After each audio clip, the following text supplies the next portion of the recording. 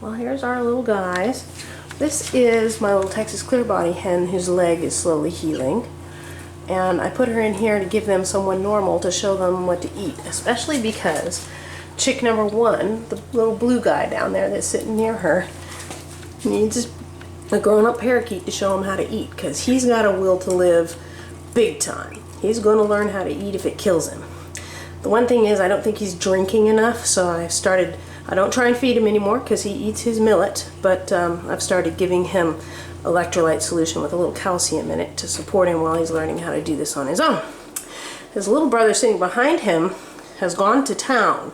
Yesterday he learned to eat out of a spoon, and I gave him 3 big feedings yesterday, like 4 milligrams all at once. He eats until his little crop is exploding, and then he sits there. So, meanwhile, middle brother was just not showing any will to live at all. So this morning I came in and got them to feed them, and little one has grown overnight, visibly larger than he was before.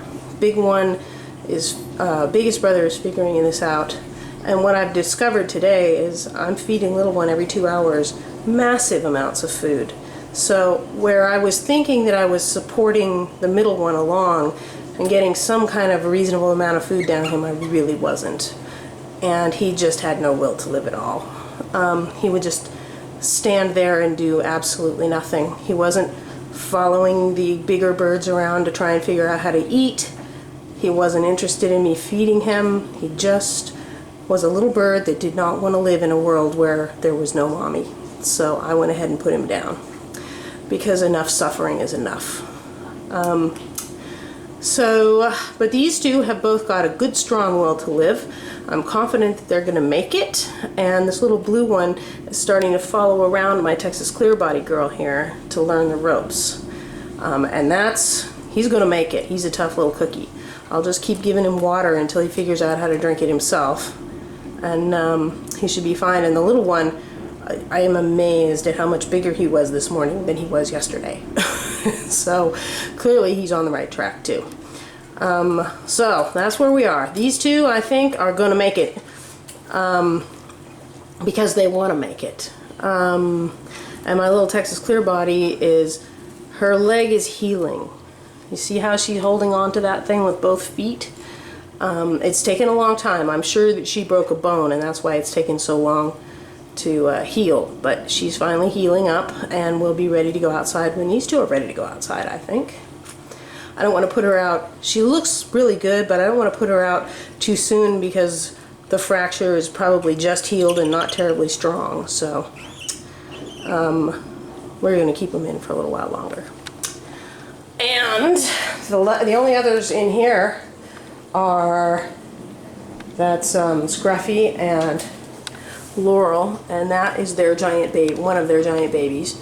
Their 2 biggest babies are really big with lots and lots of feather, and all of their little masses down there. It's really it was really important that I got these two to be able to stay together to raise these babies, because if I had pulled one of them and left the other one on their own, they couldn't have done it, because these two work. Basically, birds want to feed these babies at this stage. They want to fill them to the brim first thing in the morning, and then again in the late afternoon before it gets dark. These two spend from dawn until noon trying to get these babies filled up for the morning feeding.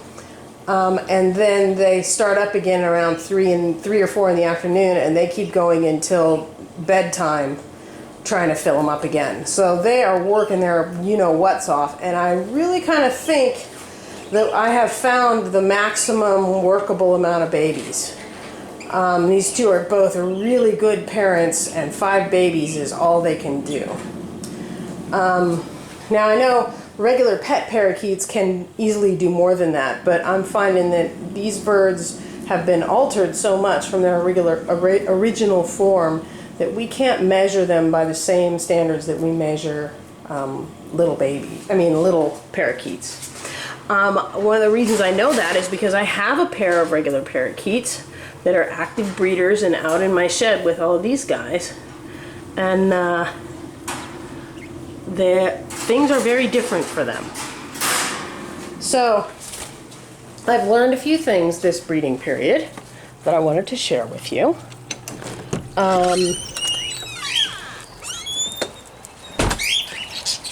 Hi, doggies.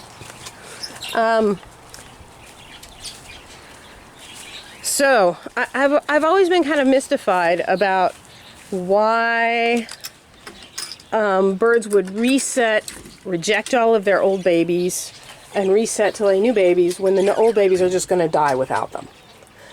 And what I've realized is that they indeed do that. And your window for opportunity is 3.5 weeks or 25 days. You have to run interference before or by the 25th day after the first chick hatched. If you want to stop the hen from resetting, and the cock will follow her, and they'll leave the babies to die. Because that's an instinct that they have from their wild counterparts, but I'm sure that their wild babies are by 3.5 weeks flying and all over the place, whereas these chicks, my domestic parakeets, their babies are flying and ready and raring to go at 4 weeks, and even those are bigger than the wild parakeets. So I think that what we have here is an instinct, a biologically programmed instinct that comes into play if you have a hen, a cock, and a nest box. 25 days after their first chick hatched, they're done and they're going to shift gears. But these babies take way longer to raise. I took these guys were 5 weeks old 3 days ago. And I took their mommy and daddy away from them this morning, and Mama was still feeding them. Now they're clearly on their own and doing pretty well. They're not flying yet, though. They're flapping and jumping around, but they'll have to work at that for several days before they go out into the big flight. So we're talking 6 weeks before they're actually fully functionally independent with both flight and the ability to eat and drink on their own. So, because we've altered these little guys, and these guys are so much bigger than a parakeet, than a regular parakeet. I mean, that little green guy there weighs 64 grams. Now, it's baby fat. He's not going to stay that big, but he'll trim down and then he'll get big again. So, a wild parakeet's 30 grams, and it's a lot easier to fly with 30 grams of weight than it is with 65. And on top of that, we've bred them to have this fancy feather. They literally have 2 or 3 times the amount of feather of a regular parakeet, which takes a tremendous amount of protein to grow, and body energies and reserves. So again, these animals are not the same animals that developed the instinct to breed and then rebreed again immediately. So in order to work with that, I'm quite confident in what I need to do is at 25 days, the nest box needs to go. I think pulling one parent or the other traumatizes the birds, and possibly makes it, because if they have more than a couple of babies, it's going to be really hard for a parent to keep those babies fed on their own. I think our best case scenario is to pull the nest box, put them in a fledgling cage, even with little babies. Take the nest box and all the littlest babies out and put them in a fledgling cage that has no bars on the bottom, and support mom and dad for another 2.5 to 3 weeks so they can get all those babies raised. And interrupting that breeding cycle, that desire to turn around and rebreed immediately, a lot of breeders take advantage of that. They'll take a hen. They know she's going to turn on her chicks and go back into breeding mode anytime. So they'll snatch her out of the box, stick her in another cage with another male in another breeding box, and she'll rebreed again. But that's not really what Mother Nature had in mind. Mother Nature meant for those babies to actually be close to, they were actually fledged by the time she went back into the nest box and started laying eggs. So they could follow Daddy around and learn, fine-tune things for a week or so while she's sitting on eggs, and they could actually accomplish that. The English budgies or show budgies cannot do that. These babies have to get way bigger, grow way more feathers, and it takes them twice as long. So I really think, even though their own nature kind of goes against them, our best bet, and the thing that's the least traumatic for the birds, is to pull the nest box instead of pulling one of the parents. And that way, bonded pairs can stay together, raise their babies. The babies get fed all the food that they need, and all the time that they need to finish growing up. And it doesn't overly stress the hen by having her turn around and lay a bunch more eggs and start all over again. That's one of the best ways to kill a hen. You read about it all the time, but it's actually a very common practice. But anyway, so these little guys are looking good. Mommy and Daddy are out in the big flight, and they were ready to go. Jester and Sky's brood is doing good. I'm watching them. Little one still does squawk for food, and Mama still does feed her, so that tells me that, and she doesn't go up on the high perch yet, so she's just a little bit too immature, and not in any big hurry, I might add. These two, again, the biggest chick is up there, the oldest chick is up, well, they're both the same age, but the foster chick got put in because he was behind in development. He does not go up on the high perch yet, and still chortles and tweedles for Daddy to feed him. So we still have a few more days to go here, and then off they'll go too. We've probably got another week before we put, I'm waiting for, on my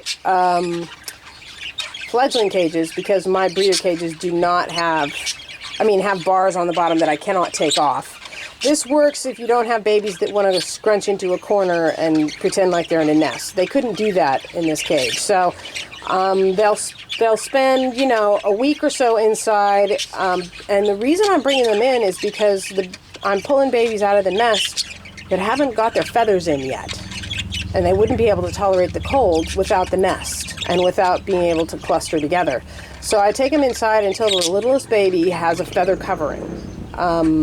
And I can't see a bunch of pens on it. And then I can bring them back out here. And by then, they no longer cluster in a corner, so they'll run around on top of the paper and not kick it out of the way or anything. These guys, I took the paper out. They're walking on bars, and I'd hate to see babies that were trying to learn to walk on these bars, because these guys have been walking for 2 weeks now, and they can't walk on them either. It's definitely something they got to learn. So that's my program now is at 25 days, no matter how young the youngest chick is, the oldest chick is 25 days old, I take them in and put them in a fledgling cage. I wait for the youngest chick to get enough feather covering its down so that it won't freeze when I put it out here, and then they go back out here to finish off. So they generally are going to spend about 5 to 7 days in the house in a fledgling cage before I put them back out here. And once I pull parents, I'll take the paper off the bars, and the chicks can learn how to walk on the bar. And about probably by the time they're 6 weeks old, I put them out in the flight cage. I'm putting them all in the female cage, and then moving when they resolve, and I can tell who's a male and who's a female. I put the males into the male cage. I put them all in the female cage first together, because the females are harder on the newcomers than the males are. So if I put them in there in mass, it's hard for them to pick on any one particular chick.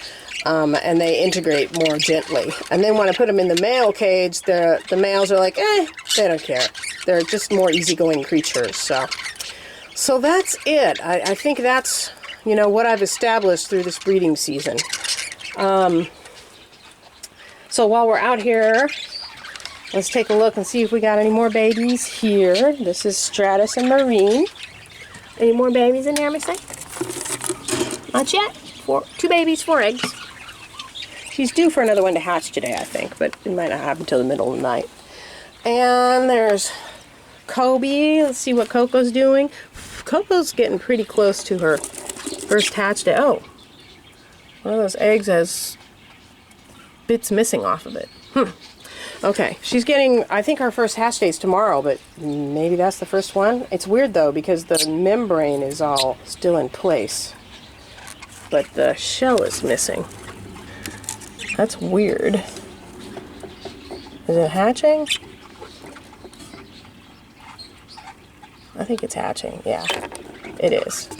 Yeah, I see the little chicks make a little line around the center of the egg, and there is the little line. Okay, cool. Baby number 1. I think she only has 2 fertile eggs in there, so, but I'm perfectly happy with that. Especially if Marine goes on to hatch 6 eggs, I will pull one of her chicks and drop it on Coco, provided Coco has a surviving chick of her own. If none of her chicks survive, or if for some reason the 2 don't hatch, I will put her and Kobe back out in a big flight cage and not waste their energies raising someone else's chick, because these 2 are pretty valuable birds. So, okay, that's it.